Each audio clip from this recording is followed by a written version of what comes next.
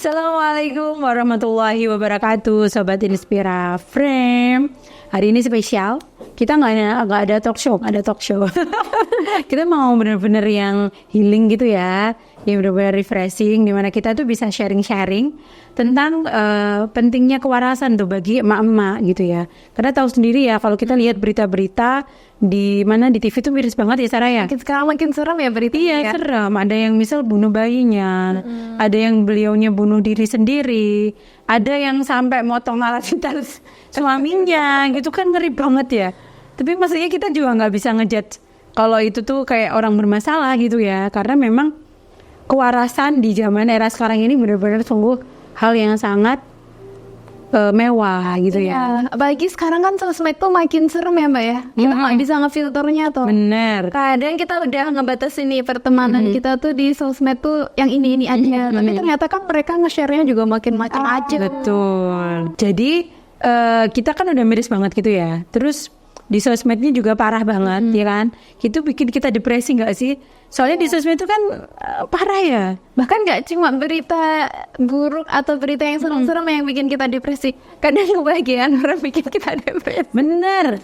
Kebahagiaan yang mungkin niatnya mungkin cuma mau posting aja, tapi itu bisa bikin kita tuh apa ya, mungkin iri juga bisa, dengki juga bisa, tapi sakit hati juga bisa. Kadang bikin kita gak bersyukur gak sih? Iya benar-benar. Kadang malah bikin, kok dia bisa kayak gitu ya, kok aku gini-gini aja gitu. Jadi ngerasa kita nih kayak apa enggak, kita bukan siapa-siapa gitu kan. Iya padahal nggak ada pencapaian gitu ya. Iya padahal yang namanya nggak bersyukur tuh juga salah satu faktor ya, kita jadi nggak puas, terus akhirnya kecemasan gitu gak sih? Saya pernah kecemasan? Pernah dong. Pernah. Aku juga pernah. Oke. Tapi kalau menurut Sarah sendiri, sebenarnya yang lebih penting itu untuk ibu-ibu, kan kita yang stres nggak hanya ibu-ibu yang di rumah ya sebenarnya. Yang bekerja pun bisa jadi iya gitu kan. Tapi memang menurut penelitian itu lebih banyak ibu-ibu yang di rumah karena mungkin space buat penyendiri atau mungkin buat asik sama teman-temannya emang sedikit gitu ya. Kalau menurut Sarah sendiri, faktor apa yang paling menentukan kewarasan emak-emak gitu? Kalau Sarah apa? Banyak. Kalau Sarah apa kalau Sarah? Dari kerjaan rumah itu juga nentuin sih. Kayak kerjaan rumah beres atau enggak gitu. Terus standar individunya juga. Standar gimana tuh? Kalau standar gimana? Maksudnya kayak emak-emak mungkin punya standar sendiri ya. Kayak standar kebersihan di rumahnya tuh seperti apa. Mungkin kalau yang strict banget, oh rumah tuh harus bersih gitu. Ketika rumah berantakan dikit pasti dia bakal stres. Dulu aku juga gitu pernah. Tapi sekarang enggak. Ketika emak-emak standar kebersihannya nggak setinggi itu, mungkin dia bisa maklumi, oh nggak apa-apa, nanti bisa diberesin. Gitu. Dulu waktu kuliah, aku tuh kan ngekos ya. Itu dalam 1 minggu bisa 2 kali ganti arah tempat tidur, arah kasur, atau karena aku merasa itu healing gitu loh. Jadi ganti-ganti bentuk kamar itu benar-benar yang refreshing gitu. Tapi setelah punya anak ternyata nggak mungkin. Beres-beres malah pusing gitu ya. Terus apa lagi kira-kira kalau standar individu? Terus apa lagi? Komunitas mungkin? Gimana? Iya juga. Tapi kadang komunitas juga bikin pusing. Kenapa kalau komunitas pusing? Kadang banyak kerjaan gitu.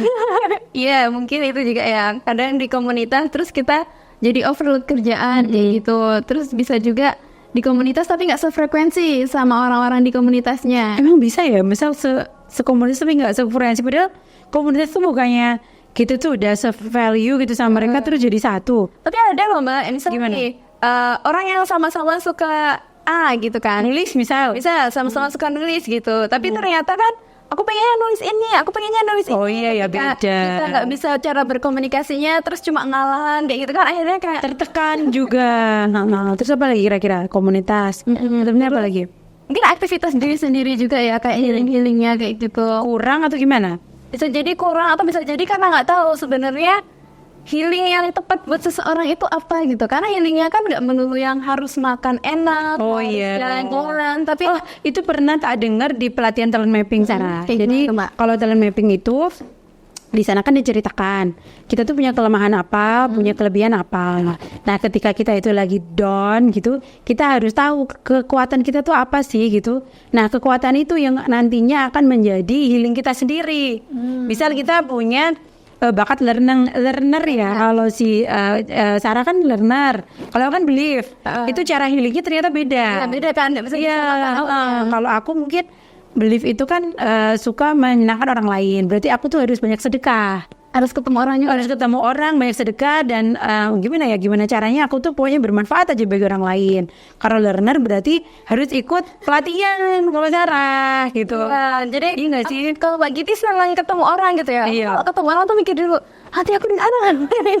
Aku harus ngomong apa? Malah tambah stres. Sama stres. Oh, benar. Kayak di rumah aja gitu. Komunikasi tetap jalan ya, tapi ya udah lewat sosmed aja, telepon, WA-an. Yang penting nggak bertemu dulu, karena mungkin BO-nya Sarah juga rendah. Betul. BO itu kemampuan untuk menyapa duluan, itu juga. Hai. Nah, iya.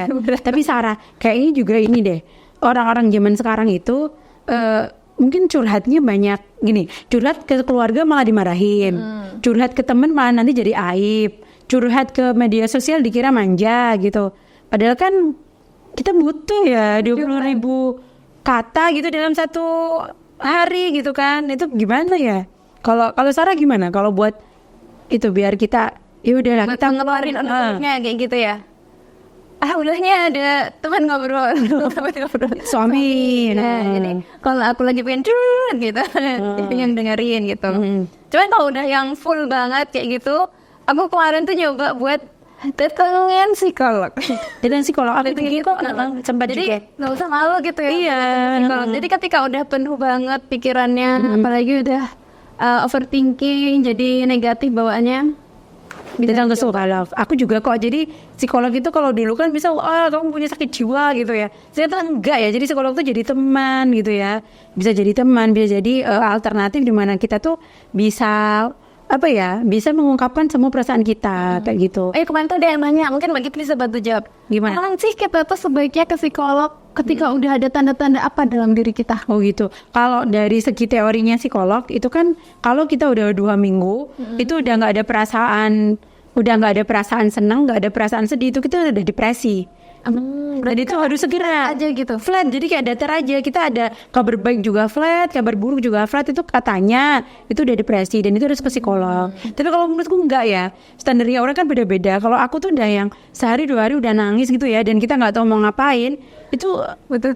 iya, dan itu kan alhamdulillahnya kita di Jogja. Di Jogja itu puskesmasnya aja bisa murah kan. Psikolog itu bisa murah. Jadi sebisa mungkin ya, itu tuh kita bisa kok langsung segera ke sana. Ya, buat ke Jogja tuh kemarin aku terakhir kan aku waktu itu belum pakai asuransi dari pemerintah. Itu daftarnya cuma 6.000. Mungkin kayaknya sekarang belum berubah deh. Iya, jadi 6.000 itu udah bisa ngobrol sama psikolog paling nggak 30 menit kayak gitu loh. Dan aku rasanya juga nggak harus nunggu depresi kali ya. Nanti kita udah yang kok sedih, kok di sini udah tertekan, karena kadang itu teori sebanyak apapun tentang mengelola emosi, kalau kita tuh udah udah benar-benar lagi down gitu, itu kayak udah lupa.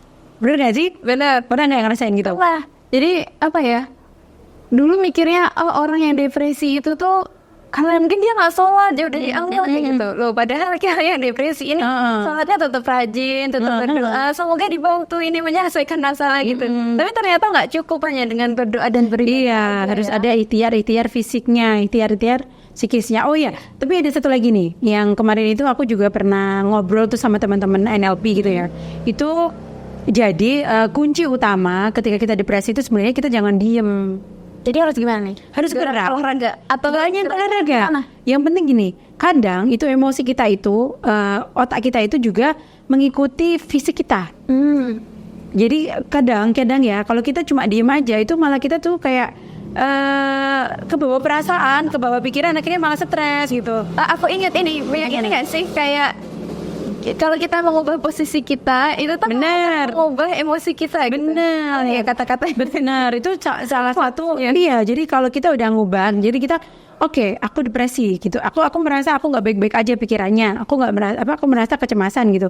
Ya udah berdiri aja. Misal kita jalan. Ada loh temen atau guru ya, coach itu kalau lagi bukan depresi, kalau lagi nggak enak gitu psikisnya, itu malah dibuat jalan itu sampai nggak tahu ke ring road kemana, terus pas balik dia malah lebih baik kayak gitu. Atau yang paling simpelnya kayak gini, misalnya kita lagi nangis gitu kan, kita udah capek mungkin ya seharian nangis gitu, Itu tinggal dengerin aja. Nah, ya di anak itu katanya gitu. Kayak anak-anak kalau lagi nangis, cica diantar. Ternyata fisiologis mempengaruhi psikis kayak gitu.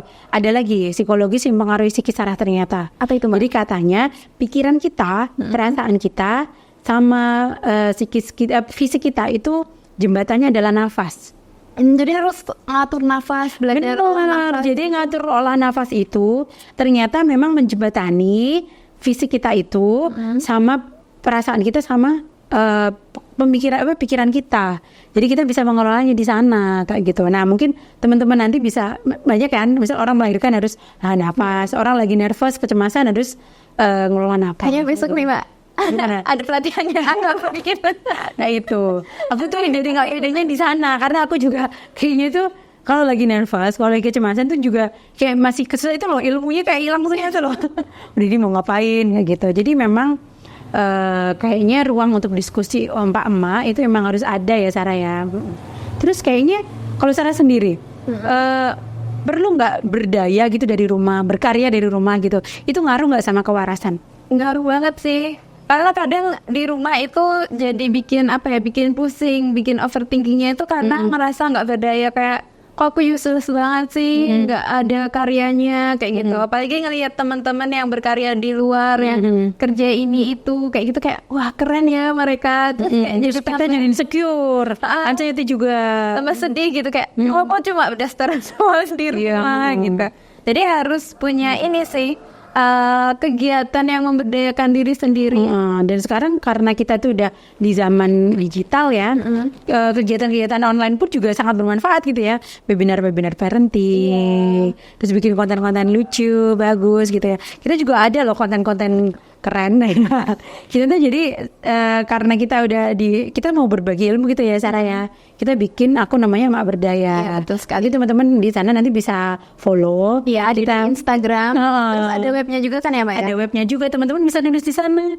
Ada chat juga di sana kalau mau bercerita, kita bisa sharing-sharing. Kalau mau curhat terus nanti di reply sama kita bisa. Dan itu dirahasiakan ya, siapanya kayak gitu. Dan nanti kita bisa benar-benar pengen waras bareng gitu ya. Kalau kan katanya kalau ibu itu kan surga gitu ya.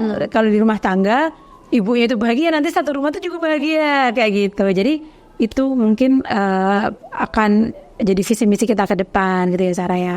Oke, mungkin itu ya Sarah, kita nanti habis ini ngobrol lagi ya soal kewarasan lagi di episode ke depan. Terima kasih. Wassalamualaikum warahmatullahi wabarakatuh.